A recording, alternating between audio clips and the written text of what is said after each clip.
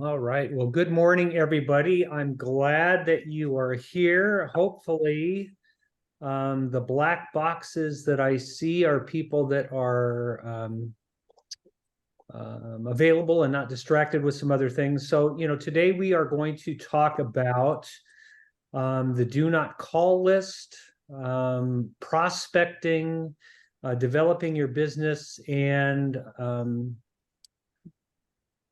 preparing our business in a way that we don't get ourselves fined or in any difficult situations regarding the government and the do not call list. It's the do not call laws are pretty significant. For those of you that don't know, there's some pretty hefty fines attached to them.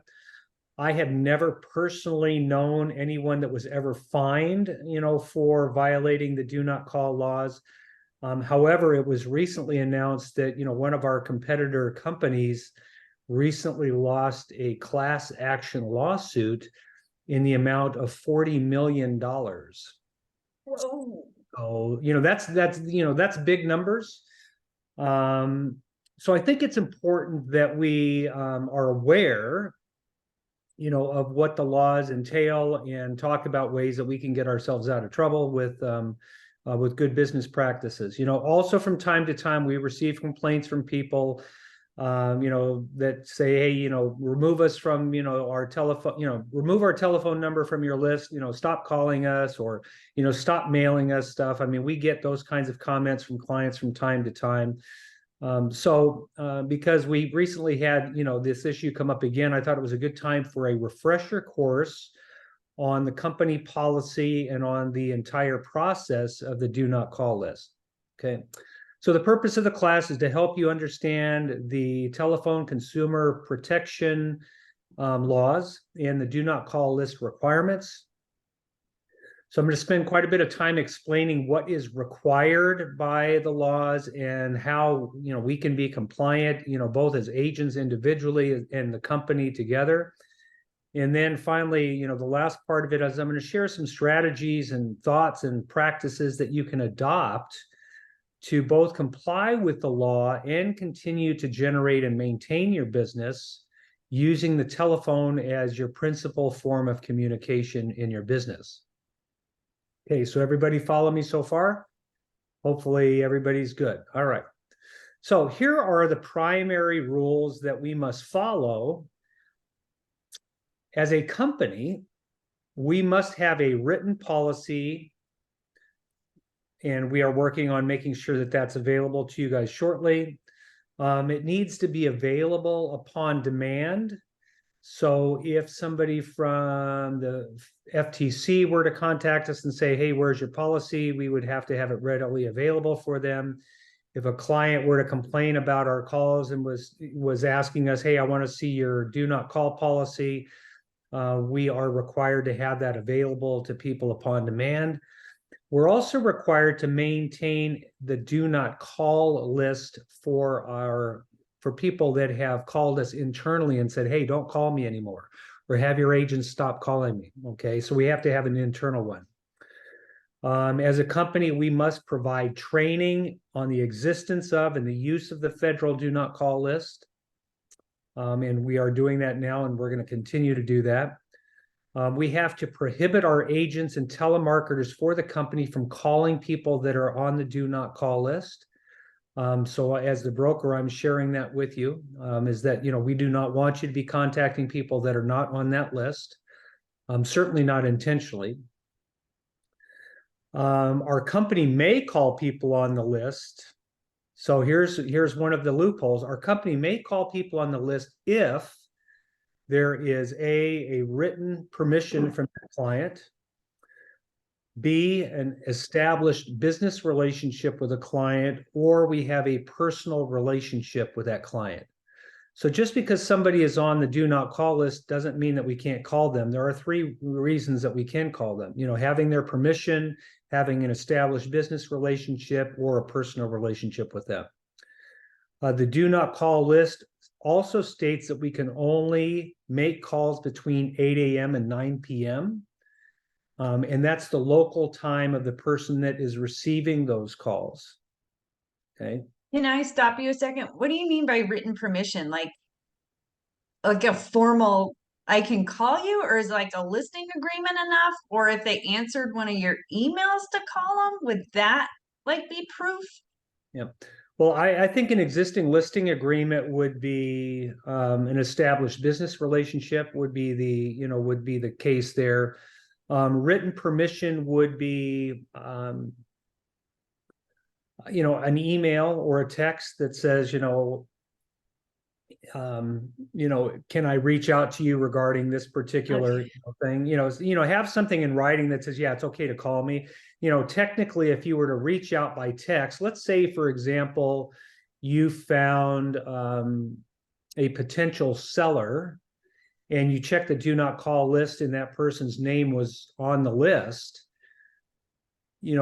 based on the way that the law is written, technically you're not supposed to contact them either by phone or by text. Well, how do you do it? You could send them a letter, you could send them a note that says, hey, I noticed you're on the do not call list. I have somebody interested, in your property. Would you text me, or email me, that I can call you regarding this client? That's a pretty cumbersome way, but that would be an example. Does that make Okay. sense? Yeah. Okay. Thank you. Okay. So we can only make calls between 8 a.m. and 9 p.m., and that's the local time of the person that's being called. We can only make calls and text to numbers that are not on the national do not call list. Okay, so I mean, that's sort of redundant. I've already said that. We can only make calls and text to numbers that are not on the businesses or the RE/MAX Big Bear's internal do not call list. So we are going to be maintaining that as well. So you guys will all have access to that. Okay. Further, we must add people who request to be placed on our internal do not call list within 30 days. And we have to honor their request for a period of 5 years. So as I'm stopping here to think about and trying to imagine how you're all feeling as I'm talking about all of this. This is a lot of rules, and this is a lot of things that are pretty cumbersome to be worried about. Okay, and I understand and agree with that, but I think that there are ways, and as we go a little bit further, when we talk about some of the different ways that we can do it and be compliant, and also the benefits of continuing to use the phone for marketing, you're going to see that there's some pretty good benefits with it. We must restrict the use of automatic telephone dialer systems to consumers that have not given prior express consent. We have to restrict the use of artificial and pre-recorded voice recordings. I don't know if any of you have ever gotten those things, but I have. One way to tell whether you're going to get a pre-recorded message is when the phone rings and you pick it up and you say hello, and there's a 5 or 10 second gap. And then all of a sudden, you know that you're dealing with somebody that's using an automatic dialer system. Another rule for the do not call list is that we must identify the caller's name and location and also the company's name if we're asked. So let's say, for example, that we call somebody and they go, hey, who is this that's calling? I'm not on the do not call list. You're required to tell them who you are, where you are, and what company that you work for. You can't quickly hang up. That won't help you. Okay, so in order to require, to follow the law, you need to identify yourself, your location, and the company name. The last one is sort of weird. I'm not sure that I understand exactly the purpose, but it says an unanswered call should not be disconnected prior to at least 15 seconds or 4 rings. I'm not sure I understand what the purpose of that is, but that's in the law. Okay. Is there any questions or any thoughts on what I've shared? Because those are the primary rules that we must follow. Is there any questions on that? Vlasta? Yes, right now what you said about this, when I dial, I let the phone ring only twice or maybe 3 times and I hang up. Okay. So Well, that's are you calling people on the do not call list? I do, yes. Okay. Okay. So The law states that you're supposed to let the phone ring 4 times or 15 seconds. Okay. It also says that you're not supposed to call people that are on the do not call list. So we'll talk about that a little bit further. Okay. Anybody else with any questions? Hey, Mimi, hey, Bo? yeah. Let me make sure I'm on. Can you hear me? Yes. Not now.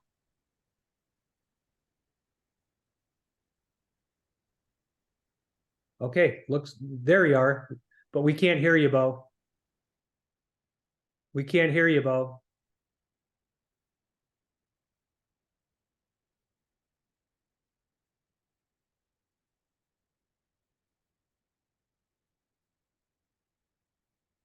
Okay, we can't hear you, Bo. So I got it. There I am. Sorry. There I you couldn't go. find it on my phone. Where do we Okay. find the do not call list? We are signing up and we will be providing that shortly to you. Great. Thank you. Okay. Okay. So I'm going to move on to how we can avoid liability. Okay. All of our real estate business, there are potential pitfalls and there's potential liabilities in every single thing that we do. When we have a client in the car and we're driving down the street to show them property, if we get in an accident, there's a potential for liability there. When we have a listing and somebody's walking in to take a look at it and they trip and fall and hurt themselves, there's potential liability there. All of life has some potential liability to it. So my job as the broker, and for the company is to give you guys best practices and ways that you can protect yourself to limit the liability as much as possible. Okay. The first thing that I'm going to share with you is that mistakes will be made. There will be times that you will talk to somebody that is on the do not call list. Hopefully it's not intentional, but there are going to be times when that happens. So the things that we're going to talk about are things that we are going to implement and things that I'm suggesting that all of you implement so that if you ever do make a mistake and you ever get somebody that's really upset about it and wants to pursue it, that we can get ourselves some protection, regarding the do not call list. Okay. So the things that we talked about before, those above things need to be, the office policy provisions must have been established. So we are establishing that and putting those things in writing now. The brokerage itself must maintain a list of telephone numbers that may not be contacted. So we will be doing that. The broker maintains a process to prevent unauthorized calls and updates the do not call list every 31 days and documents that the process is followed. So those are things that we're going to be doing internally within the company to make sure that we're compliant. I have no interest in being fined, for do not call violations. And I'm sure that you don't either, and Dan and Simeon don't as well. The next thing that we must do is the broker maintain a process that the do not call list is not used for any other purpose, and that the cost associated with maintaining the list is not shared with any other companies. So what I imagine they mean by that is that I could pull the do not call list in area code 310 and 213 and 909, and I could start direct mailing them or doing some other kind of marketing to the people that own those phone numbers. So we have to make sure that we're not doing that. Okay. Let's see here. Any questions on that? Okay. So here's the part where I think is important for all of you to hear is that, the do not call list is real. We want to be compliant with it. We don't want to be fined. And yet we're still in business. So the question is, how does all of this apply to me? And how does this apply to my business? Well, the most fundamental thing about being in real estate is that you must talk with other people. That is real estate 101. If you're not talking with people, you're out of business. Okay. Sitting in a desk and waiting for somebody to call you is basically being out of business. That's not a proactive way to build your business. So the most fundamental part of your business and your entire career is going to be talking with people, and the ability to do that over the phone, particularly because we're in a remote market, that we're dealing with people, after hours. And in order to get a large number of people to talk to, you're going to have to use the telephone. It's an important tool. So you're going to need to continue to talk with people and follow the law at the same time. You know, successful real estate people are true entrepreneurs. You know, we overcome a series of problems, you know, seemingly every year. You know, there's a new problem every year. Last year, it was the short-term rental thing, and maybe those were going out of business. This year, it's interest rates going through the roof. There's always something going on, right? There's always something that is changing about our business. And real estate people are entrepreneurial, and we find solutions to all of our problems. There's no reason why we can't do that with the do not call list as well. Okay. Every year, 4.5 to 6 million homes are sold, and the do not call list, you know, rules have been in place for a long time. So we can adapt and overcome any of these issues. So one thing that I wanted to share with you, I think is really important, is a lot of real estate agents do not like to prospect. They do not like to call people. Okay.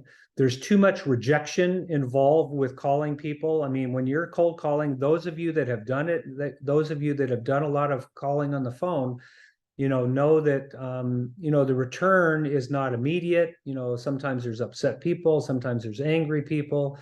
You know, the return on it is not immediate, that kind of thing. So a lot of real estate agents don't like to do it. And with the do not call list in place, a lot of people have used that as an excuse for not calling. Okay, they've used that as another excuse. Not only is it hard to do, you know, because it's work, but they also don't do it, you know, is using the do not call list as an example. Okay. This gives you a major advantage if you simply decide to go to work and make calls while you're following the list. Okay. So cold calling works, but it's the least productive calls that we make. Okay. Michael, have you called people that are not expired? Have you just called just listed and just sold calls, you know, in neighborhoods? Have you called anything that's just completely cold out of the blue?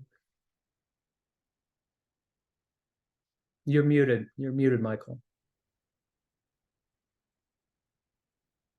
Yeah, I've called people. Most of them are expired, but a lot of them are properties that maybe need weed abatement or maybe look a little dilapidated, like someone hasn't been there in a couple of years, and it could be in a trust, just to see, hey, are you interested in maybe selling that property if it's not being used? And I've actually got some listings that way. Okay. So that's interesting. So one thing is that you're calling, offering something of value to them. So I like that, you know, calling and saying, hey, you know, you need some weed abatement, you need a referral for that. That's a good way to do it. The do not call list states there are some exceptions to it, other than the ones that we talked about. If it is a political campaign, they can call you. If it's a nonprofit looking for donations, they can call you. If it is a company that is doing surveys, they can call you, right? If your telephone number is listed as a business number, which is what all of our cell phones are that are on our websites, right? How many of you, see, I'm on the do not call list myself, okay? But I constantly get calls from Realtor.com, Zillow, Move. I mean, all of these different companies call me. And I thought, well, if I've been on the do not call list for the last 13 years, why are all of these people calling me? Well, the reason that they're calling is because a business line is able to call another business line. Think about that for a second, okay?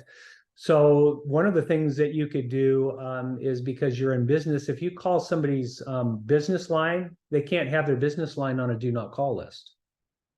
So that's one thing to be aware of, okay? But the point that I was trying to make when I first started out is that cold calling works over time, especially with large numbers of people, but it is the least productive calls that you can make. I know Vlasta has called for years and years and years and years and years, but what we've been taught is the most important phone calls that you can make is to your former clients, who can be potentially your future clients. Those people know you. They love you. They've had, you know, business relationships with you before, and the chances of you doing business with them is pretty great. Okay. those are the most productive people that you can be calling. Calling somebody out of the blue that you've never talked to before is not as productive as calling your past clients. Calling your sphere of influence, people that you know, people from church, people from soccer, people from the school district, people from any of your social networks. Those are great people to talk to you, again, because they know you, they love you.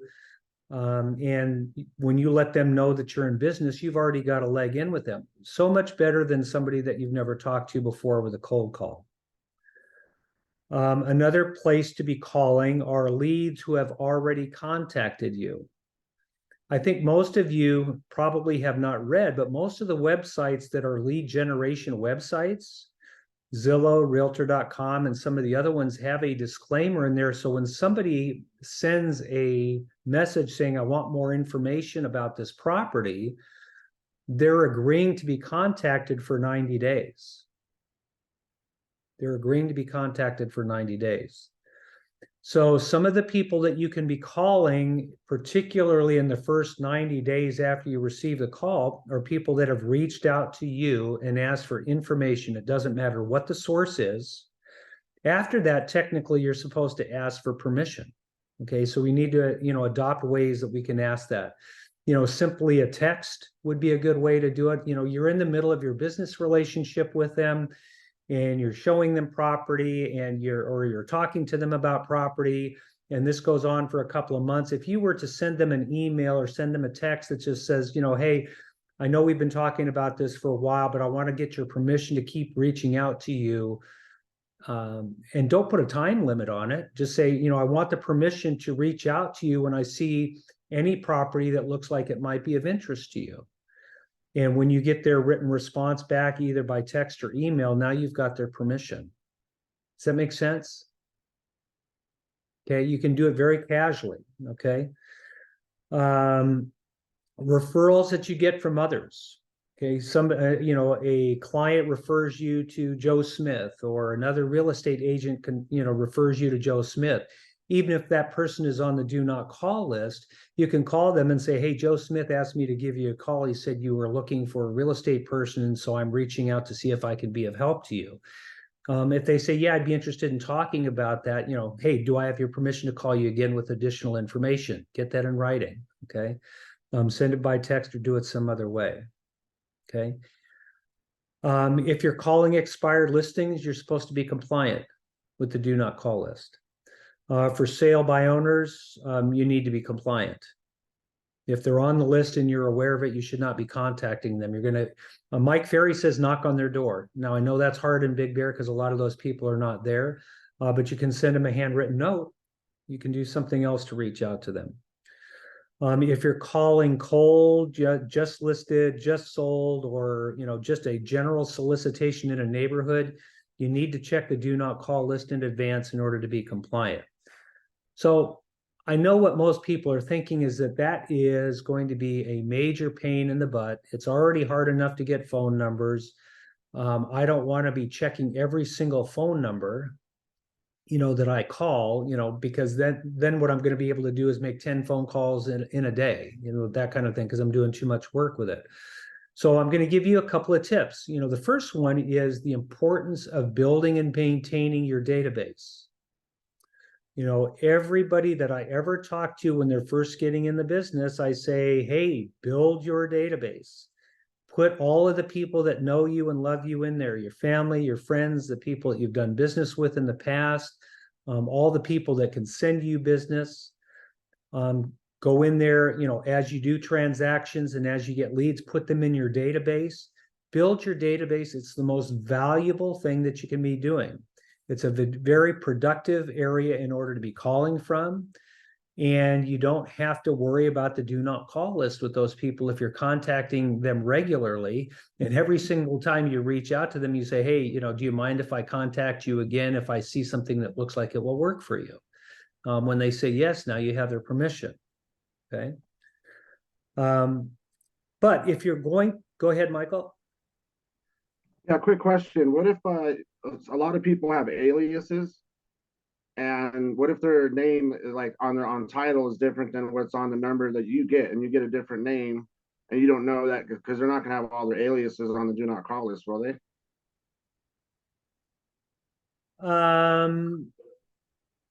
Well, I mean, I think that's sort of an interesting, question, because like anything the government does, and I hate to say this so bluntly, but I'm going to say it, just about anything the government does, they screw up.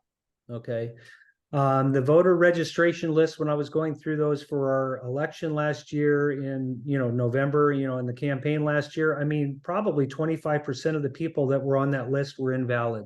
They had moved, they had passed away. I mean, completely, it was one of the worst things in the whole world. I imagine the do not call list is probably just about as bad. I think once you get on it, you probably never get off of it. I mean, when a number is put on there, they never come off of it. So I think what your implication is that, let's say that Joe Smith put his number on the do not call list. He gets rid of that phone number. And now Mary Lou's got the phone number, and is she really on the do not call list? Is it the number or is it him? I don't have an answer for that, Michael. I don't have an answer for that. I would think that if a telephone number is a 310 number and it's not on the do not call list and the guy's name is Joe Smith and you're trying to reach Joe Smith, that you shouldn't call them.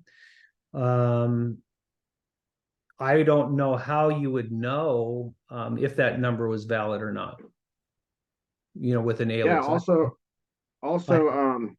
if I get a list of numbers that might be related to this possible owner of a property, and I call and it ends up being a girl, instead of the guy that I'm trying to call, and it's like his sister, and she's like, oh yeah, I'll reach out to him for you. And then he calls me really mad saying, why are you contacting my sister? Well, that's just a number that popped up related to him. I don't know whose number it is.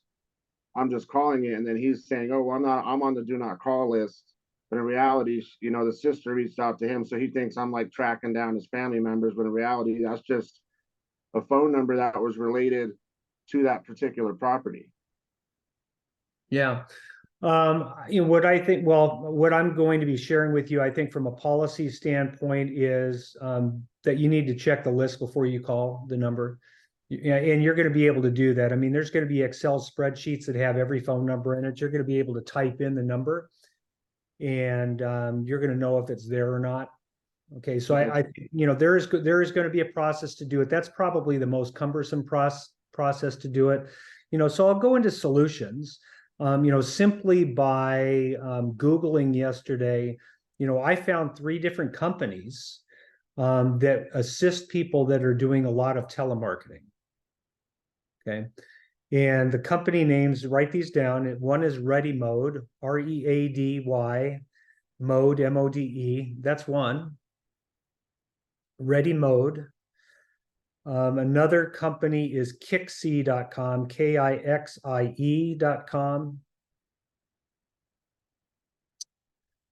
Another one is Call Multiplier.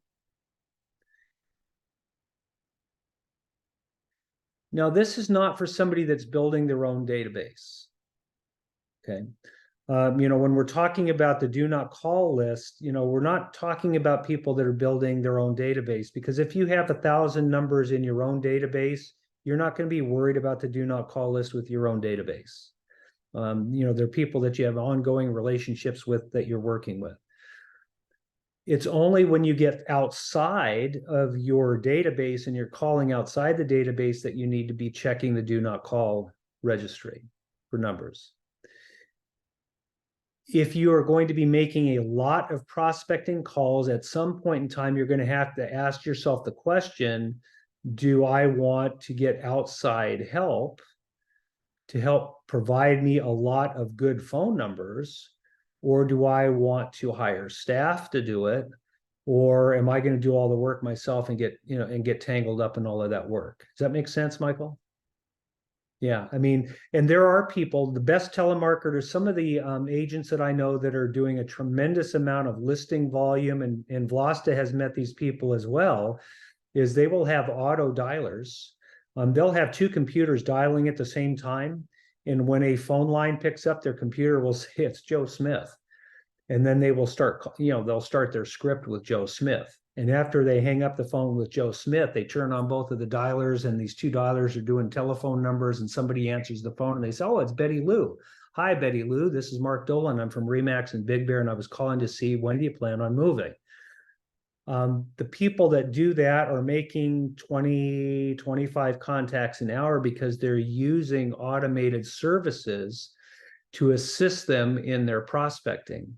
And these automated services will do the do not call list for you in advance so that you are compliant with them.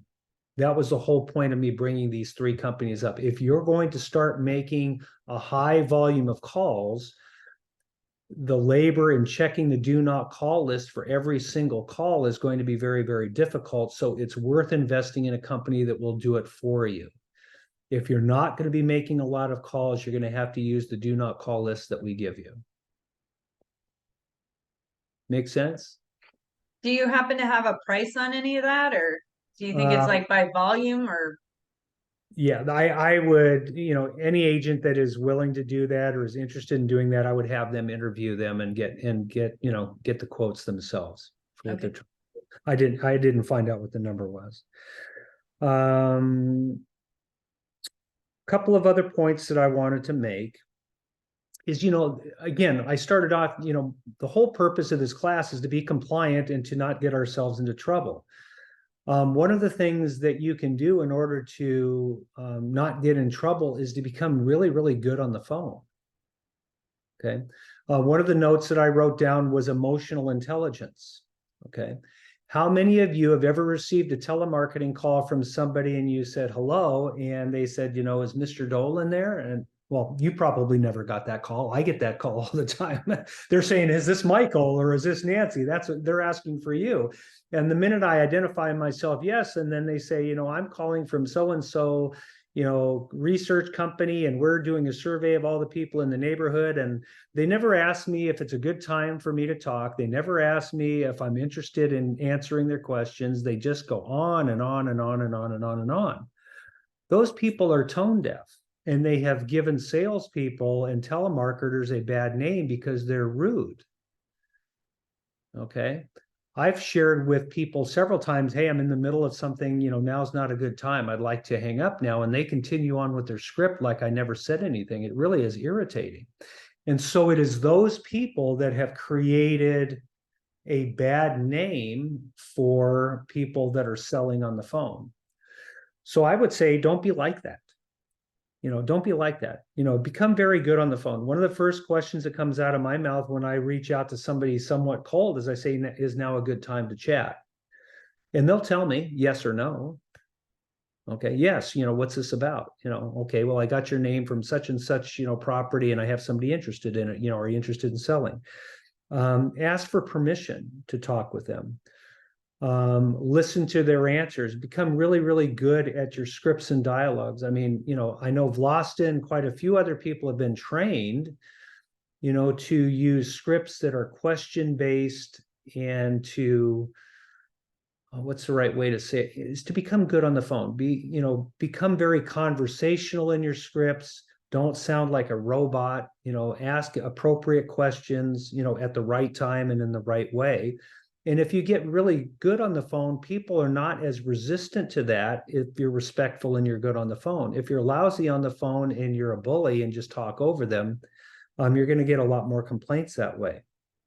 The second thing I would suggest is if somebody identifies themselves saying, you shouldn't be calling me, I'm on the do not call list, I would apologize and say, I'm sorry, is it, do you want to continue speaking with me or no? And if they say no, then I would hang up. Okay. Remember, if they ask you who you are, where you're calling from, and what your company is, you need to tell them in order to be compliant. And you might think, well, I'd rather not tell them, because if I tell them, then they'll know who I am. Well, they'll know who you are because of the phone call coming. And in order to defend yourself, if they actually do make a claim, you have to be able to demonstrate that you followed the rules. We need to demonstrate that we have a policy. We need to demonstrate that you've been trained on it. We need to demonstrate that we've updated the list and provided them to the people who are making the calls. You need to demonstrate that you use that number you use the list to check the numbers. You need to be able to demonstrate that. We need to demonstrate that we have an internal do not call list of people that have asked us not to contact them. And if we do all of those things and we make a mistake, the chances of us getting a fine goes down to like this. Okay, but ignoring the law altogether is going to put us at risk. So, I'm going to follow up with the very, very last thing, which is, we want to follow the law. We want to make calls.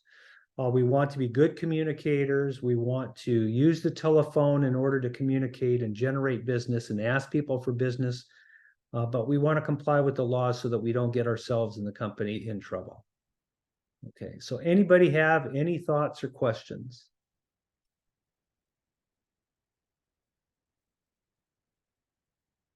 Okay. Well, that was a bummer. Go ahead, Michael. What if sometimes you get a person's phone numbers, excuse me, but it has their landline, their cell phone, or a work number. You don't know which one it goes to. You call and it happens to be their work number, like a direct line to their work. They say, well, I'm on the do not call list, but that work number doesn't come up on the do not call list because they only have like their cell phone on there. So then you just apologize and kind of just get out of the situation if they don't want to talk. Or well, here's what I would say. I would say, I'm sorry. I did not know that you were on the do not call list. I checked this number before I called it. yeah, And it was not in the list. It was not on the list that I had. So, are you willing to continue the conversation, or would you like me to hang up? That's Okay. what I would say. That's what I would. There's no way you can get in trouble for that. Yeah. I've called people on the do not call list. I'm trying to think. I don't think I've had anybody in the last 15 years that I can recall get ticked off and angry at me that I called that was on the do not call list. Most of them hang up. Most of them hang up. You call and they hang up on you. I haven't had anybody really get upset, and it's those people that I'm worried about. Okay.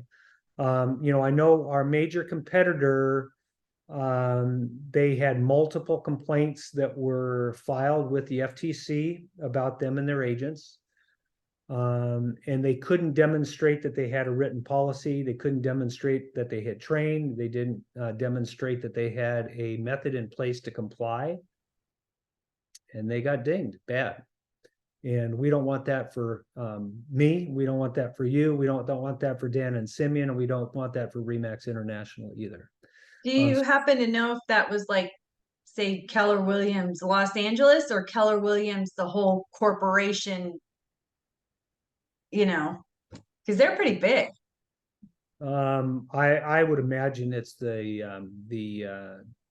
corporate entity, the big Based on the dollar amount, I would think so. Okay, I was just wondering if it was like narrowed down to like one area of offender. I don't know.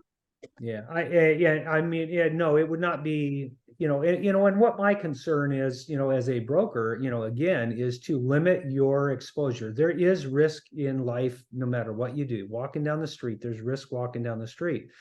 So, the idea, I'm never calling again, that's not a good response to the do not call list. That would be like, I'm never walking down the street again. I'm never driving in my car again. We would never say that about anything. We drive our car because we want to get from point A to point B. We use the phone to prospect because we want new business. And that's the business that we're in, is to generate clients that we can help. So, all of the things that we're talking about now are designed to help us to limit our risk and to find a way to protect ourselves if there's ever a complaint when we make a mistake. Most of the time when we make a mistake, they say no problem and the conversation is over. But if they ever make a claim, we want to be able to demonstrate that we have a policy in place to protect you and protect us. Okay.